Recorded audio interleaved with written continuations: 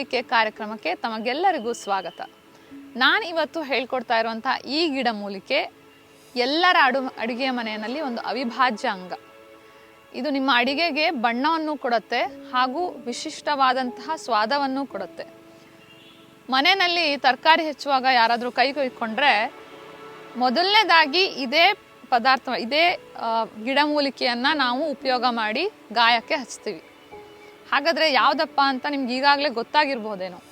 ಹೌದು, ನಾನಿವತ್ತು ನಿಮಗೆ ಹೇಳ್ಕೊಡ್ತಾ ಇರುವಂತಹ ಗಿಡ ಅರಿಶಿಣ. ಅರಿಶಿಣವನ್ನು ಸಂಸ್ಕೃತದಲ್ಲಿ ಹರಿದ್ರ ಅನ್ನೋ ಹೆಸರಿನಿಂದ ಕರೀತಾರೆ. ನಿಮಗೆಲ್ಲ ಗೊತ್ತಿರೋ ಹಾಗೆ ಅರಿಶಿಣ ನಮ್ಮ ಚರ್ಮದ ಕಾಂತಿಯನ್ನು ಕೂಡ ಹೆಚ್ಚು ಮಾಡುತ್ತೆ. ಹಾಗಾಗಿ ಇದು ಹೆಣ್ಮಕ್ಳಿಗೆ ಜಾಸ್ತಿ ಪ್ರಿಯವಾಗಿರುವಂಥದ್ದು.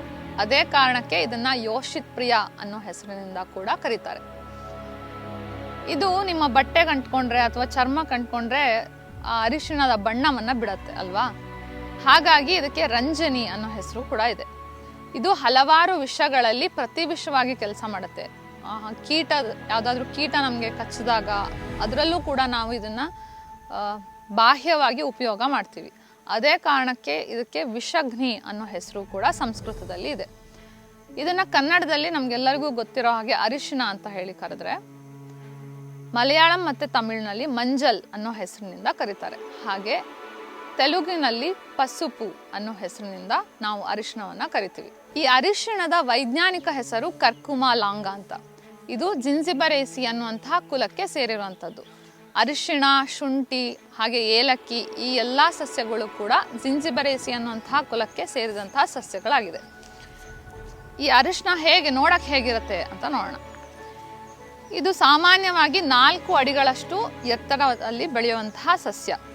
ಇದರ ಎಲೆಗಳು ಈ ರೀತಿ ಅಗಲವಾಗಿರುತ್ತೆ ಹಾಗೂ ಇದರಲ್ಲಿ ಅರಿಶಿಣದ ಘಮ ಇರುತ್ತೆ. ನೀವು ಎಲೆನ ಒಂದು ಸ್ವಲ್ಪ ಕಿತ್ತು ಆಘ್ರಾಣಿಸಿದ್ರೆ ಅರಿಶಿಣದ ವಾಸನೆ ಇದರಲ್ಲೂ ಬರುತ್ತೆ, ಎಲೆನಲ್ಲೂ ಕೂಡ ಬರುತ್ತೆ. ಹಾಗೆ ಇದರ ಹೂಗಳು ತುಂಬಾ ಸುಂದರವಾಗಿರುವಂಥದ್ದು. ನೆಲದಿಂದಲೇ ಗುಲಾಬಿ ಬಣ್ಣದಂತಹ ಬ್ರ್ಯಾಕ್ಟ್ ಅಂತ ನಾವು ಹೇಳ್ತೀವಿ, ಅಥವಾ ಇನ್ಫ್ಲಾರಸೆನ್ಸ್ ಅಂತ ಹೇಳ್ತೀವಿ. ಅದರಲ್ಲಿ ಅರಿಶಿಣ ಬಣ್ಣದ ಪುಟ್ಟ ಪುಟ್ಟ ಹೂಗಳು ಜೋಡಣೆ ಆಗಿರುತ್ತೆ. ಈ ಅರಿಶಿಣದ ಕೊಂಬು ಏನಿರುತ್ತೆ ಅದು ಈ ಕಾಂಡದ ರೂಪಾಂತರಗೊಂಡಂತಹ ಭಾಗ. ತುಂಬ ಜನ ಅನ್ಕೋಬಹುದು ಅರಿಶಿಣ ಅಂದರೆ ಅದು ಬೇರು ಅಂತ. ಅಲ್ಲ, ಕಾಂಡದ ರೂಪಾಂತರಗೊಂಡಂತಹ ಭಾಗನೇ ಈ ಅರಿಶಿಣದ ಕೊಂಬು. ಹಾಗಾಗಿನೇ ನೀವು ಅರಿಶಿಣನ ಹಾಗೆ ಇಟ್ಟರೆ ಅದರಲ್ಲಿ ಮೊಳಕೆ ಬರುತ್ತೆ, ನೋಡಿರ್ಬೋದು ನೀವು. ಅರಿಶಿಣ ಹೊರಪದರದಲ್ಲಿ ಒಂದು ರೀತಿ ಹಳದಿ ಮಿಶ್ರಿತ ಬಣ್ಣವನ್ನು ಹೊಂದಿದ್ರೆ ನೀವು ಅದನ್ನು ಕಟ್ ಮಾಡಿ ನೋಡಿದ್ರೆ ಒಳಗಡೆ ಹಳದಿ ಬಣ್ಣವನ್ನು ಹೊಂದಿರುತ್ತೆ. ಅರಿಶಿಣವನ್ನು ನಿಮ್ಗೆಲ್ಲರಿಗೂ ಗೊತ್ತಿರೋ ಹಾಗೆ ನಾವು ಆಹಾರದಲ್ಲಿ ಕೂಡ ಉಪಯೋಗ ಮಾಡ್ತೀವಿ. ಈ ಅರಿಶಿಣಕ್ಕೆ ಹಸಿವೆಯನ್ನು ವೃದ್ಧಿ ಮಾಡುವಂತಹ ಗುಣ ಇದೆ ಹಾಗೂ ನಾವು ತಿಂದಂತಹ ಆಹಾರ ಚೆನ್ನಾಗಿ ಜೀರ್ಣ ಆಗುವಂತಹ ಗುಣ ಸಹ ಇದೆ. ಅದೇ ಕಾರಣಕ್ಕೆ ನಾವು ಅರಿಶಿಣವನ್ನು ಆಹಾರ ರೂಪದಲ್ಲಿ ಬಳಕೆ ಮಾಡ್ತೀವಿ. ಅರಿಶಿಣನ ನಾವು ಯಾವುದಾದ್ರೂ ಗಾಯ ಆದರೆ, ರಕ್ತ ಸುರಿಯಕ್ಕೆ ಪ್ರಾರಂಭ ಮಾಡಿದ್ರೆ ತಕ್ಷಣಕ್ಕೆ ಈ ಅರಿಶಿಣದ ಪುಡಿನ ಆ ಗಾಯದ ಮೇಲೆ ಹಾಕ್ತೀವಿ ಅಲ್ವಾ.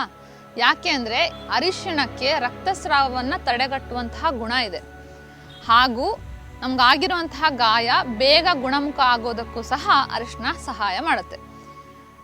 ಇದರಲ್ಲಿ ಆಂಟಿಬಯೋಟಿಕ್ ಅಂತ ಏನು ಹೇಳ್ತೀವಿ, ಅಂದರೆ ಅಲ್ಲಿರುವಂತಹ ಸೂಕ್ಷ್ಮ ಜೀವಿಗಳು ಏನಾದರೂ ಇನ್ಫೆಕ್ಷನ್ ಆಗ್ತಾ ಇದೆ ಅಂತಂದರೆ ಅದನ್ನು ಕೂಡ ತಡೆಗಟ್ಟುವಂತಹ ಗುಣ ಇದೆ. ಹಾಗಾಗಿನೇ ಈಗಲೂ ಎಷ್ಟೋ ವರ್ಷಗಳಿಂದ ಇದ್ದರೂ ಈಗಲೂ ಸಹ ಎಲ್ಲರ ಮನೆಗಳಲ್ಲಿ ಗಾಯ ಆಯಿತು, ಏನೋ ಚಾಕುನಿಂದ ಕೈ ಕೊಯ್ಕೊಂಡ್ರು ಅಂತಂದರೆ ಪ್ರಥಮವಾಗಿ ಉಪಯೋಗಿಸೋದು ಅರಿಶಿಣವನ್ನೇ. ಹಾಗೆ ಬೇರೆ ಯಾವುದ್ರಲ್ಲಿ ಉಪಯೋಗ ಮಾಡ್ತಾರೆ ಅಂತ ನೋಡೋಣ. ಈ ಅರಿಶಿಣಕ್ಕೆ ಚರ್ಮದ ಕಾಂತಿಯನ್ನು ಹೆಚ್ಚಿಸುವಂತಹ ಗುಣ ಇದೆ. ಹಾಗಾಗಿಯೇ ಕೆಲವೊಂದು ಕಡೆಯಲ್ಲಿ ಒಂದು ಚಿಟಿಕೆ ಅರಿಶಿಣವನ್ನು ತಗೊಂಡು ಮುಖಕ್ಕೆ ಹಚ್ಚುವಂತಹ ಪದ್ಧತಿ ಇದೆ.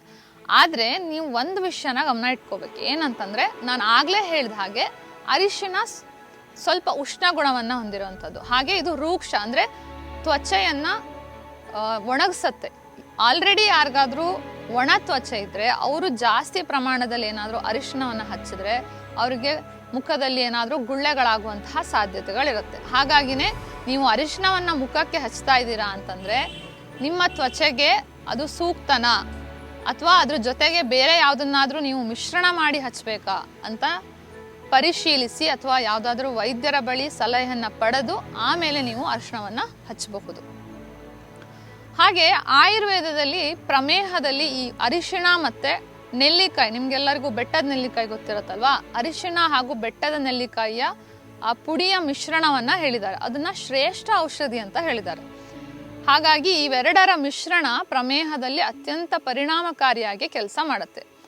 ಆದರೆ ವೀಕ್ಷಕರೇ, ನಾನು ಇದನ್ನು ಮತ್ತೆ ಹೇಳ್ತಾ ಇದ್ದೀನಿ, ಏನಂತಂದರೆ ನಾನು ಇವಾಗ ಹೇಳ್ತಾ ಇದ್ದೀನಿ ನೆಲ್ಲಿಕಾಯಿ ಮತ್ತು ಅರಿಶಿಣ ಒಳ್ಳೆ ಮಿಶ್ರಣ ಪ್ರಮೇಹದಲ್ಲಿ ಅಂತ ಹೇಳಿ ನೀವೇ ಉಪಯೋಗ ಮಾಡೋಕ್ಕೆ ಶುರು ಮಾಡಬೇಡಿ. ಇದು ಮನೆ ಮದ್ದು ಅಲ್ಲ. ಹಾಗಾಗಿ ಇದು ನಾನು ನಿಮ್ಮ ಮಾಹಿತಿಗೋಸ್ಕರ ಅಷ್ಟೇ ನಾನು ಈ ವಿಷಯನ ಹೇಳ್ತಾ ಇರೋದು.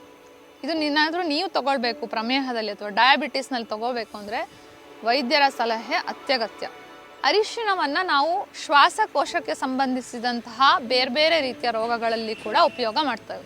ಸಿಂಪಲ್ಲಾಗಿ ಹೇಳಬೇಕಂದ್ರೆ ನಿಮ್ಗೇನಾದರೂ ಗಂಟ್ಲಲ್ಲಿ ಕಿಚ್ ಅಂತ ಇರುತ್ತೆ ಅಥವಾ ಗಂಟ್ಲು ನೋವು ಬಂದಿರುತ್ತೆ.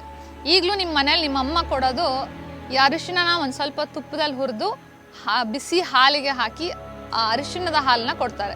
ಯಾಕೆ ಅಂದರೆ ನಮಗೆ ಏನಾದರೂ ಗಂಟ್ಲಲ್ಲಿ ಕಿಚ್ ಅಥವಾ ಗಂಟ್ಲು ನೋವು ಏನು ಬರುತ್ತೆ, ಇದು ಯಾವುದಾದ್ರೂ ಒಂದು ಸೂಕ್ಷ್ಮ ಜೀವಿಗಳಿಂದ ಇನ್ಫೆಕ್ಷನ್ ಆಗಿ ಬಂದಿರುತ್ತೆ.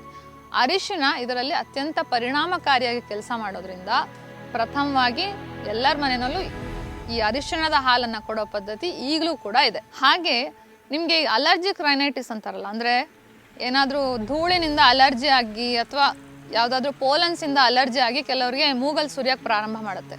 ಅಥವಾ ಒಂದೊಂದು ಸತಿ ಕೆಲವರಿಗೆ ಏನಾಗುತ್ತೆ ಅಂದರೆ ಈ ಮುಖದಲ್ಲಿ ಸೈನಸ್ ಅಂತ ಹೇಳ್ತೀವಿ, ಅಲ್ಲೆಲ್ಲ ಕಫ ಕಟ್ಕೊಂಡು ಸೈನಸೈಟಿಸ್ ಆಗುತ್ತೆ.